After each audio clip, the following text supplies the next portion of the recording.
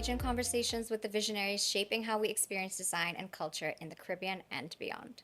So, on today's episode, we have with us designer and entrepreneur Anya Ayoung-Chee, whose work continues to define what modern Caribbean design looks like and feels like.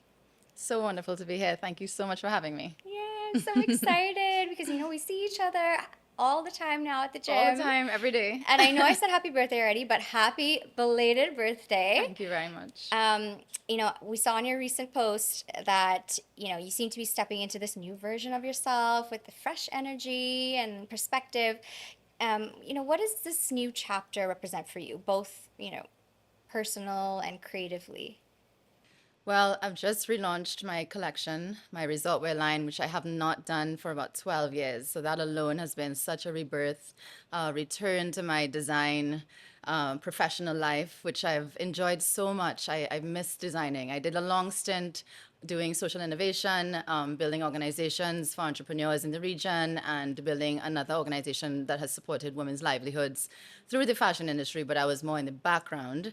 And this is my re-entering the space as the designer. And, I'm best known for that, but it took a little while to recalibrate my actual desire to design for commercial reasons. And so I think my birthday last week, I turned 44. It's been a big sort of health transformation journey as well, which is why we see each other every day at the gym.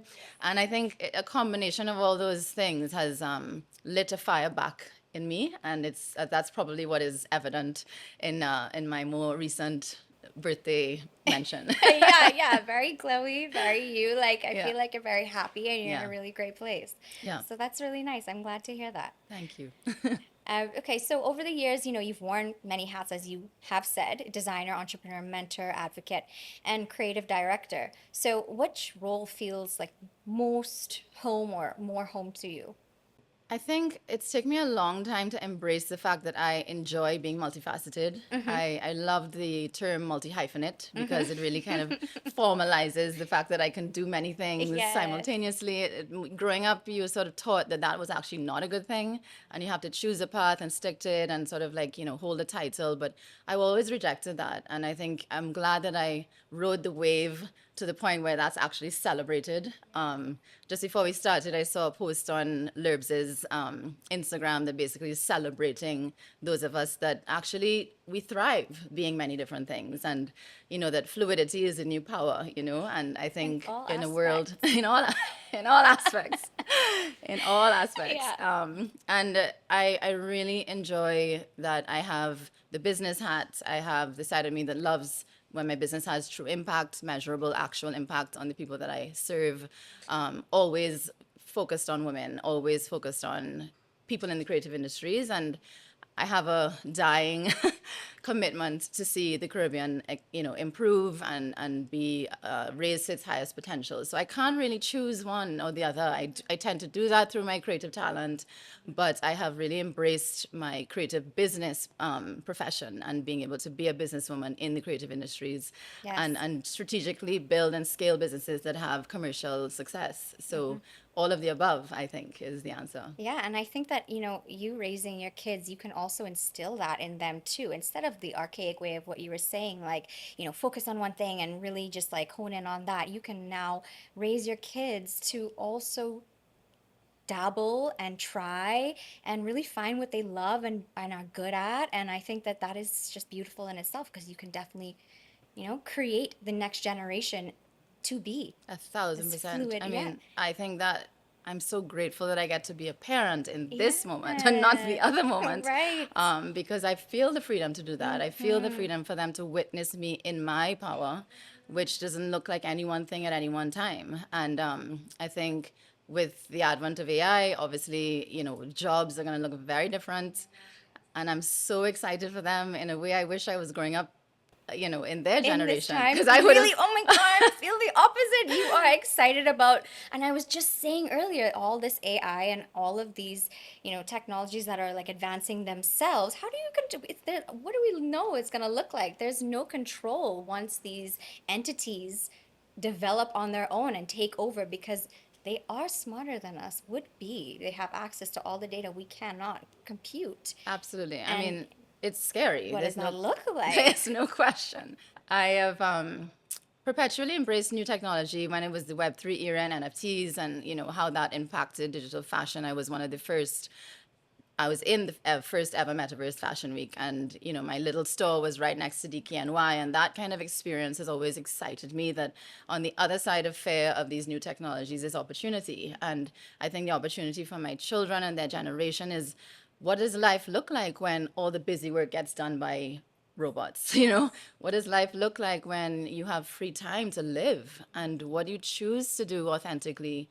The perception that work is your identity is something that we grew up with, but that is not the truth. And so I think the opportunity to really develop them to be whatever they can be at their highest potential in a world where work is not a definition of how you spend your time, how you make money, how you live, is exciting. Yeah, that is a beautiful way to think of it, honestly. When I'm thinking of it like how you're explaining, I'm like, yes, that makes so much more sense. We have the freedom to actually live our lives and, still be a successful whatever it is, fill in the blank. But yeah, Totally, yeah, I totally. guess That's I'm why I have looking at it envy. from a more pessimistic viewpoint. I'm just so pessimistic. I'm like, we're gonna get taken over by the robot. But no, it makes sense. I understand that. Thank you for that My pleasure. perspective. So, looking 10 or 20 years ahead, what part of your creative legacy do you hope will endure? Not just in fashion, but in the way people think about Caribbean creativity. Well, I can really only answer that in the context of what is my most important role in life, which is being a mother.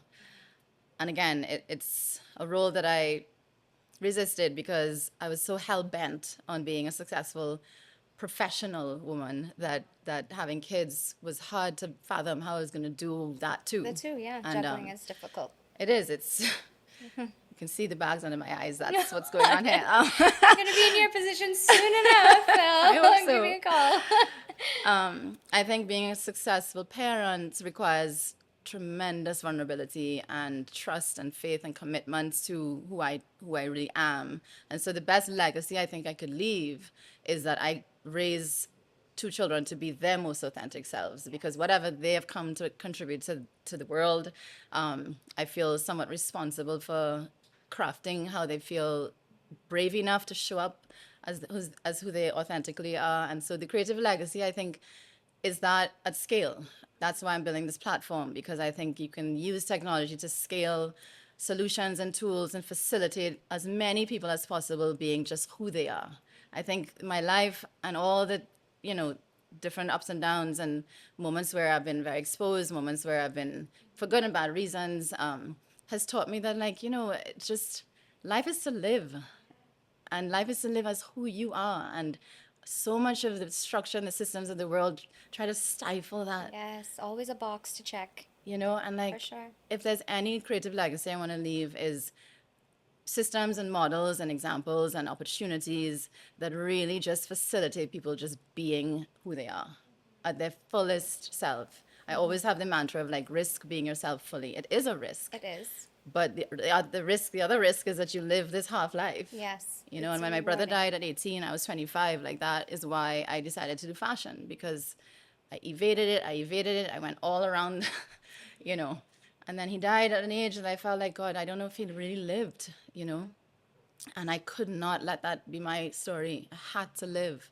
And it took a lot of things happened that, you expose yourself to a lot of pain, but you also expose yourself to tremendous joy. And I hope that that is what I can leave with my kids. And I hope that my businesses facilitate that for as many people as possible. And I hope that in so doing, I live a very successful life. But success does look like that level of joy on a scalable level. Yeah. Well, thank you for sharing that. I think that it is, sometimes it does take that harsh jolt to push you into that path, but Yeah. you're here and you're thriving and everything is just up and up for you. So I love that. I love that for you. Thank you. Now, at Oppolia, we believe space and environment deeply influences creativity. So, how does your environment, like whether it be your studio or travel or at home, like shape your ideas and energy? So Spool, my facility, I designed particularly to feel as though I had walked into a studio in New York. I Yeah. wanted that feeling when I first walked into the workroom at Project Runway. I would imagine that would have been such a It moment. was. It was like, oh my God, how am I here? What is my life? Yes. Um, and I think that is what I wanted the women who were coming from, vulnerable backgrounds to feel like they deserved. And it's how I felt like I wanted to feel every day at work. And so that sort of lofty New York vibe has Yes. always been my vibe. I was Yeah. It's that's very just, you. I yes. definitely see it. Yeah. Yes. Um, so that has a big influence on me. And then, to be honest with you, I don't go into the office to work a lot. I do enjoy the experience of being out and like choosing to let whatever environment I'm in for whatever reason influence where I'm at that moment, which includes travel. Yeah, yeah. I resonate with that completely. Yes. Yeah, because I just can't be creative in one space in the Yes. same way all the time. Yes. I give up my office for that exact reason. Yeah, like, right? Like, I Yeah. don't know, there's something to, again, being Something boxed to in, it. Yeah. Yeah, definitely. So I think being able to, yeah, have a space that does feel like it's the elevation of what being a designer feels like, and not being beholden to any one place, and that includes traveling. I think being out of Trinidad and consistently being exposed to all the variety of things that are going on in the world, particularly creatively, is a huge part, which I always feel is a good investment in how we be at our best as creative people. I couldn't agree more. If we have the opportunity to do it, that definitely is like one of my go-tos. When I'm feeling like a block or I'm feeling something, I'm like, oh gosh, I really could just, I need to get out a little bit and just experience something else because it is a little mundane, your daily routine and everything that you do. So yeah, being able to travel is a huge thing. It is, it is. Okay, well, I want to end with a little this or that. A little fun, a little, just, answer whatever pops to your head first. Perfect. Okay, it's design based. So let's say monochrome or mix and match. I mean, I think everyone knows, at least people who follow me, that I love print. I love I love color, and I definitely love anything where you can sort of spontaneously throw things together. So definitely mix and match. Yeah, I see that too. I knew you were going to say that. Okay, so less is more or more is more. I am maximalist all the way. The more I could put on, the more I could, layer. The more when I went to Burning Man, oh my God, it Oh, was a dream. going to Burning Man in itself Listen, scares the living daylights out of me. that's how we are. We are like, you're monochrome and I'm mix and match, and Yeah, you are yeah, not yeah. going to Burning I Man. am not. I'm not. What? I just feel like it's too chaotic and too It is, unpredictable. yeah, both and. And yes, that And I loved scares it. me. I loved it. I loved it. I loved how much I could dress up. I was like, can I do Okay. this every day? Yes. Yes. So that's me. I mean, I think I pare things down because, well, no one's walking around in, all of that all the time. But given the slightest chance, I am as many layers, as much jewelry, as many things as possible. I love it. I love it. And it looks good on you. It works for you. Would not look good on me. Okay, so form or function? Well, I think as classically trained designers, we know that form follows function. And I am very, very traditional when it comes to that. I think you have to design for the purpose, you're problem solving for a particular reason.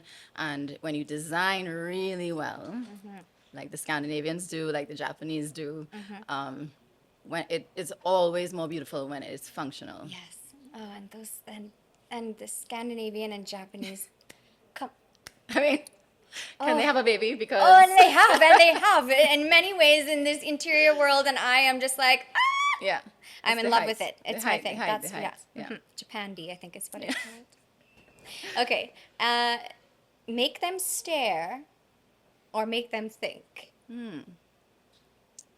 I feel like it has to be one and then the other. It Yeah, can't be like one right. or I the think they other. kind of like go hand in hand. Like, Yeah, I mean, I think this is the benefit of being woman. It's like you have that power to get the stare, but you really want to leave them thinking. okay, so both. We can leave this as a both type of one But because I'm a both usually and kind of person. yeah, I think so too. Okay. Clean lines or soft curves? Actually a very clean lines person. You lie. I thought you Yes. were gonna be soft curve. I I'm definitely know. soft. When it Okay. comes to particularly interiors architecture, I love minimalism, and I love, because I think that gives the sort of basin or the vessel within which so much more expression can happen. Right, So yes. that's Like a where my clean base, and then you can yes, just, yeah. Then it's everything is else is you, yeah. So. Okay, fair enough. But I do it still with the soft curves. Like I You still see, you're like, both handing too. You're yeah, both because it's like handing. soft, but it's still clean. Yes. And then I will throw a little You're personality very good in. at But that. yeah, okay. Yes. Okay, okay. Well, thank you. Thank you so much. My pleasure. Thank you. Um, it's been real. It's been lovely. I loved all of your answers. I think they were just so brilliant. And you have a lot to offer and a lot to share, and you have a lot going on, and we're gonna see so much more from you. And we have to make you something. Oh, That's what comes next. yes! I'm ready. I'm coming I hope so. tomorrow. So this is your first time visiting the Oppolia showroom. What do you think? What was your first impression? Well, I mean, I think it's, as we were just speaking about, like these clean lines, muted tones, like beautiful design. I wish I had a home to, you know, Oh, have, maybe with all we, this work, we can I get a know. new one.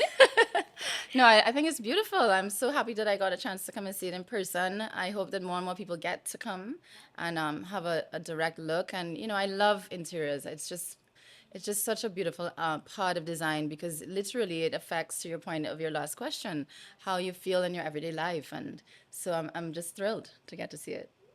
Thank you so much for coming. Oh, It's it's been a such a pleasure, pleasure. and Pleasure. as I knew it would be.